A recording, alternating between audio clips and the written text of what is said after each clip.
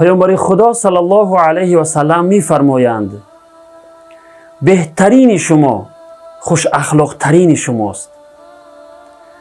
روایت مسلم. پس ای برادر و خواهر مسلمان، اخلاق نیکو داشته باشید. با دوستان، با برادران، با همسایگان، با همدرسان، خصوصا با پدر و مادر رفتار نیکو داشته باشید.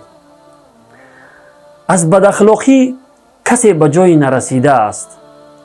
هیچ کسی با بد اخلاقی آبرو و عزت نیافته است. این اخلاق نیکوست که انسان را زیبا می کند. انسانی که دارای اخلاق نیکو باشد محبوب قلبها قرار می گیرد.